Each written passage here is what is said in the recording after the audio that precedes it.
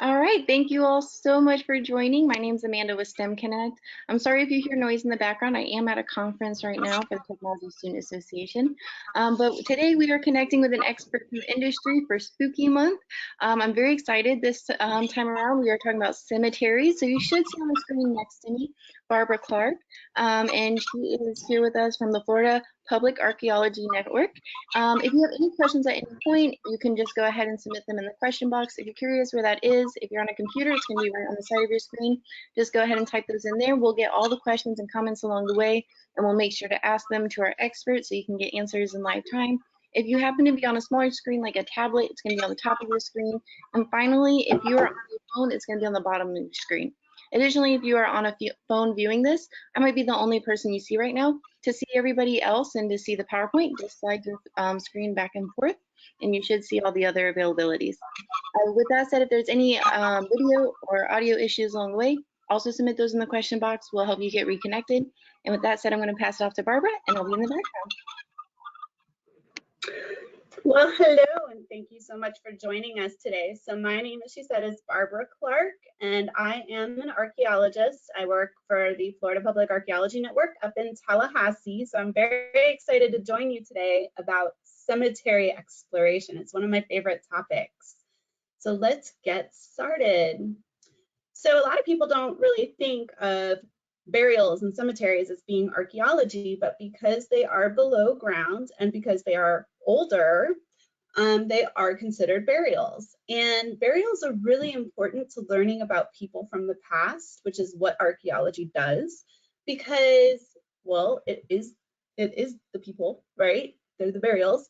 And it provides evidence of these past cultures. And it's also a really cool opportunity to study things like disease and cultural practices having to do with the way that people in the past have treated their dead, which has changed through time.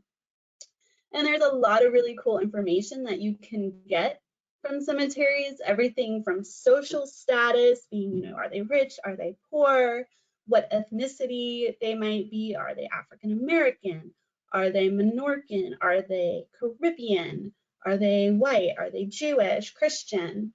There's settlement patterns, like, are they living out in a rural area? Are they living in a city with a big cemetery, and how that has changed over time?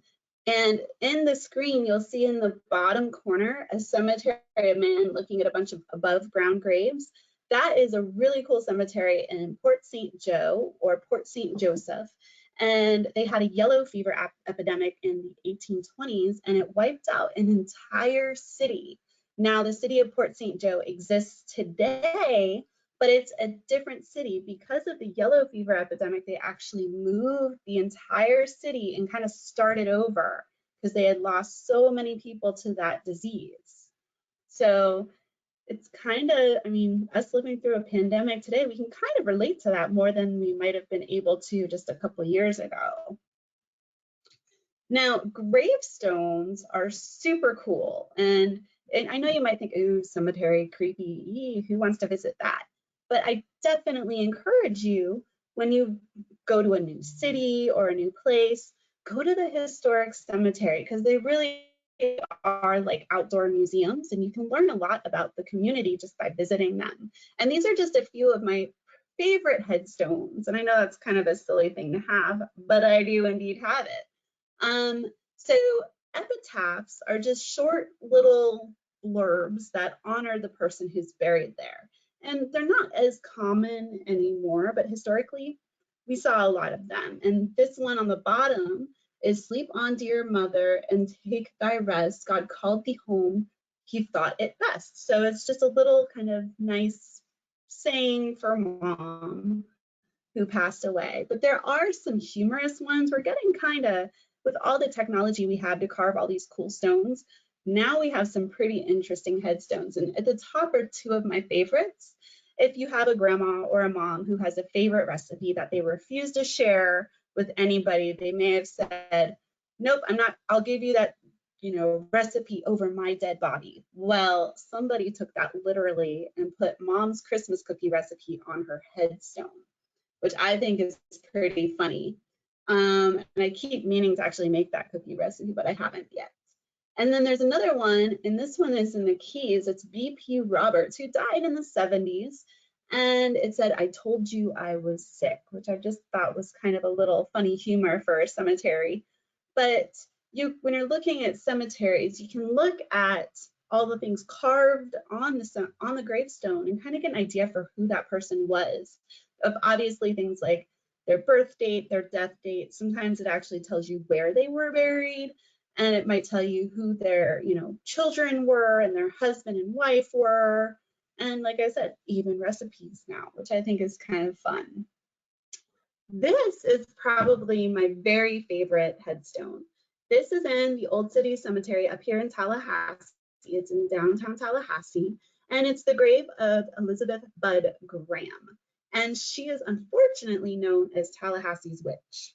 But if you know anything about looking at the different symbols on a headstone, you can look at this and know for sure that she was indeed not a witch. Now, it doesn't help that she died in November, right after Halloween, and she was born in October. And she has an Edgar Allan Poe poem on her grave.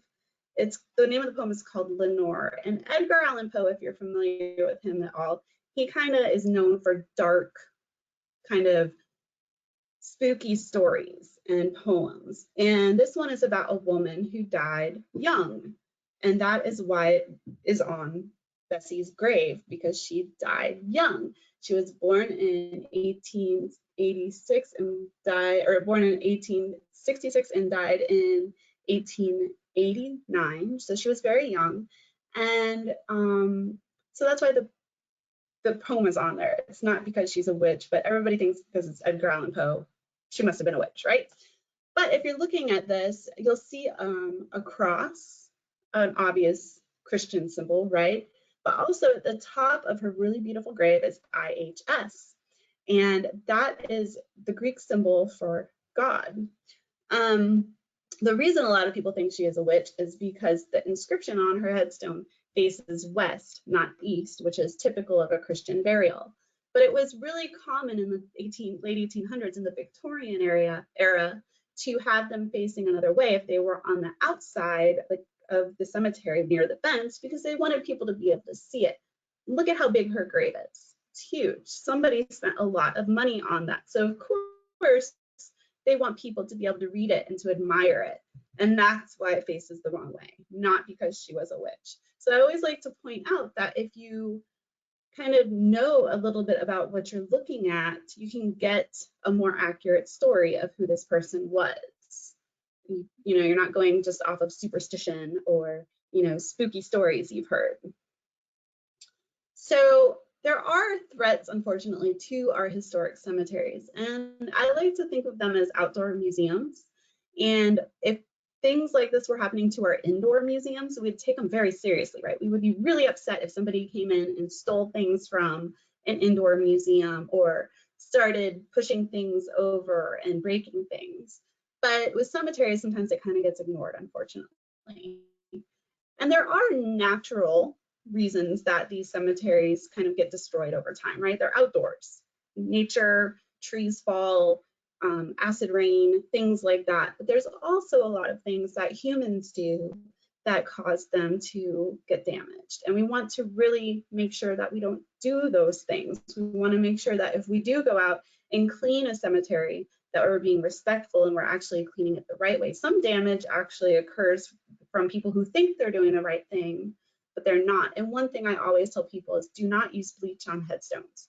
Bleach actually has salt in it, and stone has little bits of iron and metal in it. And so when you mix salt and metal, you get rust. And so if you've ever been to a cemetery and you see like the orange kind of tinge stains on headstones, a lot of times that's from people cleaning with bleach. And unfortunately, that's irreversible. We can't do anything to change that.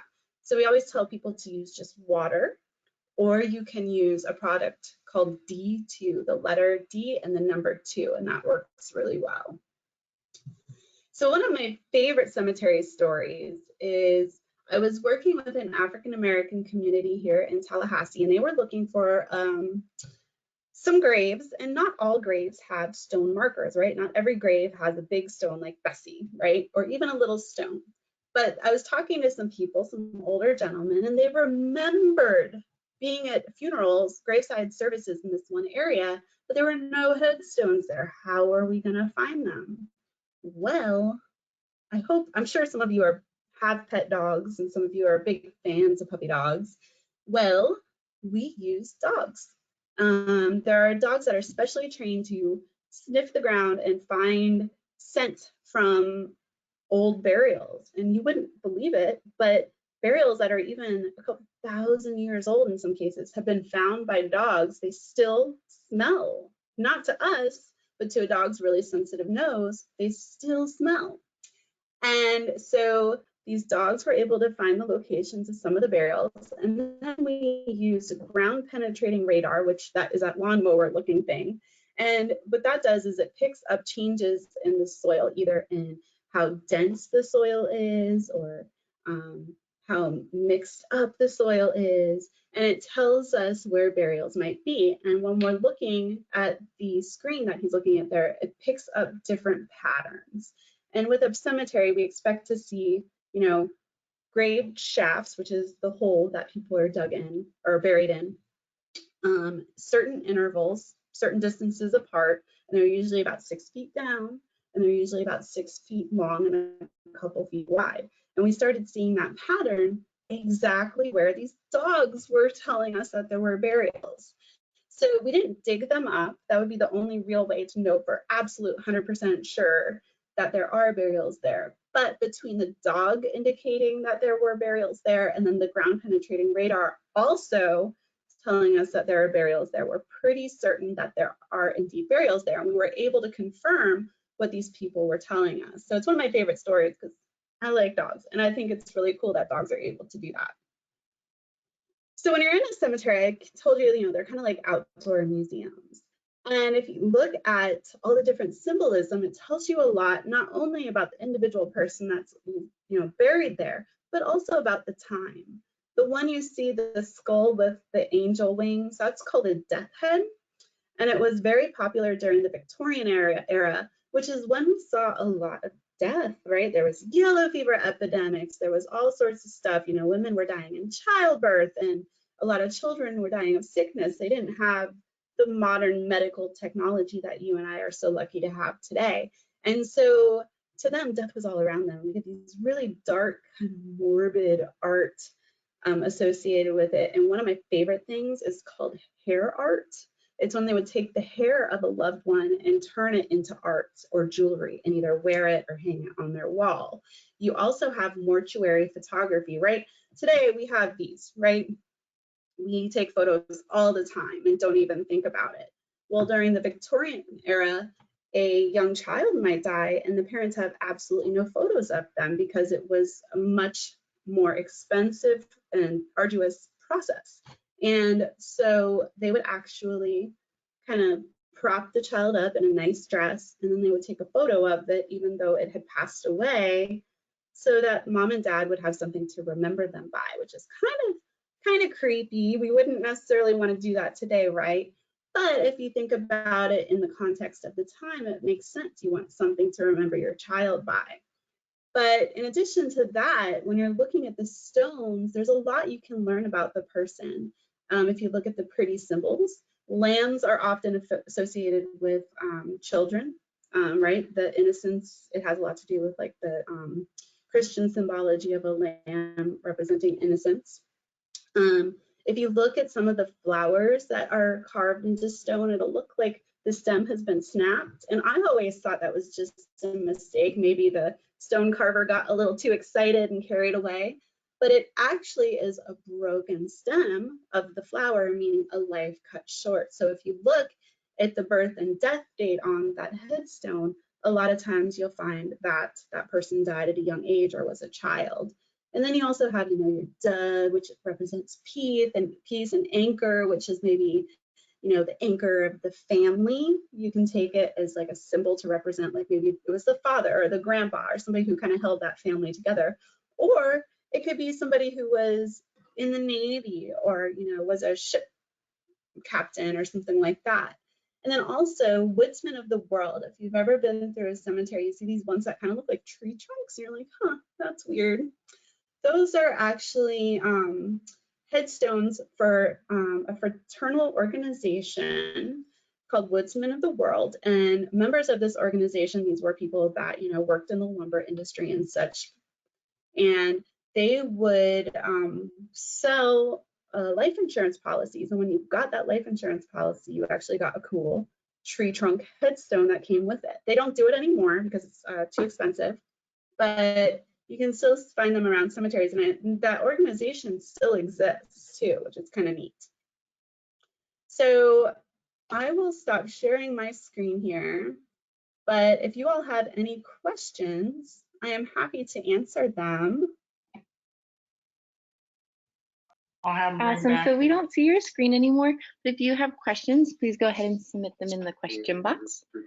Just to get us started, what got you into archaeology initially, and what do you kind of do? Oh, so I always wanted to be an archaeologist. Before I wanted to be an archaeologist, I actually wanted to be a teacher.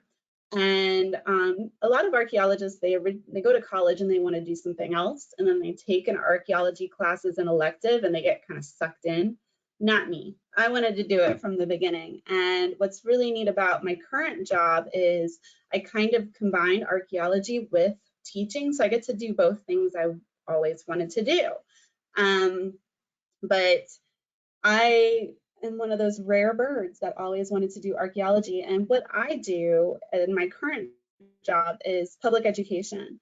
So I take what archaeologists do, and as you can imagine, a lot of us, we're either shy, right? A lot of scientists tend to kind of be shy and just want to do their science and be left alone. You also have, writing that can be very technical and not really interesting to the general public. We have a lot of jargon, a lot of big words we use that nobody else uses or knows what they are. And so my job as a public archaeologist is to take all that and put it in a format that's easily understood by the general public. And the idea is that by educating people about archaeology and about these cool sites that we have in Florida, they'll be more apt to want to protect them and to go visit them and experience them. So we have a class of kindergartners on, and they want to know if you have found any dinosaurs. Oh, that's a really good question, and I'm glad you brought that up. So I have not found any dinosaurs, and actually the people that study dinosaurs are a different group of scientists. They're called paleontologists, which is a really big word, but they use the same techniques, right? They dig in the dirt, they use the same tools as an archaeologist. They're just looking for something different.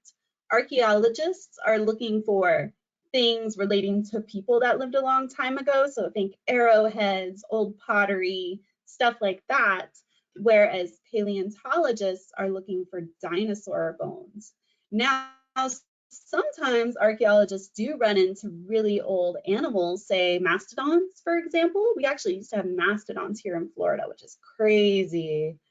I can't even imagine. And people lived back then, and they hunted them. And when they hunted them, sometimes they left evidence of their hunt, right? Arrowheads and things like that. So we do find those animals at archaeological sites, but it's the paleontologists that are usually the ones studying them. But that's a really good question. So do you have to work a lot with the paleontologists when you find these things? And what does that kind of look like when you have to work with the different sciences? So yeah, archaeology is really neat. One thing I like about it is it pulls from all the different sciences. We use chemistry, we use biology. I mean, we have archaeologists, guess what? They study poop, old poop. So we kind of, and because there's so much to learn, archaeologists tend to specialize in different things. There's archaeologists that study animal bones, there's archaeologists that study seashells, there's archaeologists that just study arrowheads, and we might usually specialize in a certain type, like a certain time period. And so, yeah, we work a lot with paleontologists, with chemists, all sorts of other people. And I think that's what makes archaeology really fun, is because it's one of those neat jobs where every day you're learning something new, right? Every day I come to work, it's different. I'm not doing the same thing usually, and I'm working with different people. And so it's very collaborative. If you like to work in groups and like to do things with other people, it's a really fun job. But yeah, we've worked with our paleontologists, chemists, biologists, and we're all looking at the same site, but we have different questions we want to answer, right? A biologist might want to learn about the environment of that time period. The archaeologist wants to learn about the people of that time period. And the paleontologist wants to learn about the animals of that time period. But we all come together, and because we're working together, we can create a really cool story based on what we find about people of the past. Okay, and we have another question coming in. They want to know, what is the spookiest thing you have ever found when you were out in space? Mm. Ooh, that's a good question. So one time I was working in, I think it was in Central Florida. I think it was in Sumter County. And we were digging holes in a cow pasture. And we were just digging holes every 25 meters, which a meter is 100 centimeters, which it's about a little bigger than 3 feet. But we were digging all these holes, and we didn't really expect to find much, but the government was going to put a new road through. So we had to go out there and make sure they weren't going to destroy any sites. And we're digging and we're digging, and it's getting kind of boring and it's hot, and we're just going about our business. And then all of a sudden, if you've seen archaeologists, they have a little screen that they shake and all the dirt falls through and the artifacts stay in the screen. We started coming up with human teeth. And then we found actual knee bone, the patella, the little kneecap bone. And we realized we had come across an old ancient cemetery. Nobody knew it was there. So that was kind of cool and kind of creepy, and nothing like, something you didn't expect to find. I've also found old dolls, and I know a lot of people find old dolls kind of creepy, like old ceramic dolls, and usually it's just parts of them. So you might find like a part of their face or just a little doll hand. So that can be kind of creepy too. Awesome. We have another question coming in. So how much science and how much math do you need to know for your job? That's a really good question. So it depends on what you do, and I know a lot of people are scared off by math and science.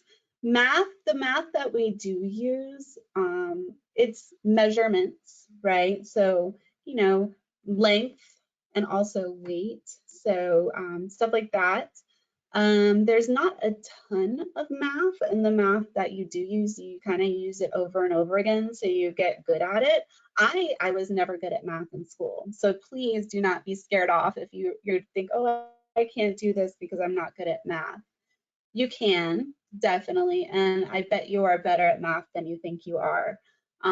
Also, as far as sciences, like I said, we use all sorts of different sciences. We use chemistry, we use biology, but the thing is, we specialize. I personally, I am not a chemical archaeologist. I don't do that, but I can send it off to somebody else. So it just depends on what aspect of archaeology you want to work in. If you're into animals, you can be a zooarchaeologist, and they actually study animals' bones and stuff like that that are found at archaeological sites. If you are into biology, you can be a bioarchaeologist and study the human remains that we find at an archaeological site. So really, you can take, what's really cool about archaeology is you can take what interests you and kind of work in that area. And of course, knowing a little bit about chemistry and a little bit about math and a little bit about the subjects that maybe don't interest you as much is still very helpful as well. Awesome. That was the final question we had. Is there anything you would like to tell our classes about either what you do, how they can get involved, or you know, anything about Spooky Month that's exciting right now? Yeah, so, well, I feel like October is an archaeologist's month to shine. I actually have, I create a witch cemetery in my front yard every year, and I kind of base it off of some archaeological sites that I've worked in. So I'm a big old nerd, you guys, but I'm a cool nerd. But as far as getting involved, there are tons of ways to get involved. I encourage everybody to visit our website. It's fpan.us, so fpan.us. We have offices throughout the state. We will visit classrooms. We do special youth programs. We have volunteer opportunities for you and your family that you can do together with us. And I encourage you all to do that because really archaeology is so fun. It really is, you guys. And it's such a neat opportunity to learn about our state too from a different perspective. You can learn about the Native Americans that lived here, the Spanish explorers, all sorts of cool stuff. And it's not all spooky, but it's all very, very interesting. And so I hope that you can get involved and learn a little bit about our state's past, because Florida is really unique compared to a lot of other states. We have some really cool archaeological sites and really cool history and people that have lived here in the past. Awesome. Well, thank you all so much for joining. Thank you to those who submitted questions. I'm sorry again if there was background noise. I am at a conference, but I do want to thank you all so much for joining, and thank you for your expertise. It was really cool to learn about, and I did include that link in the chat. So if you're curious about some of the other offerings, go check that out. And thank you again for your time, and I hope everybody has a great rest of their spooky month. Yeah, happy Halloween, you guys. Bye. Bye. I'll close out the webinar.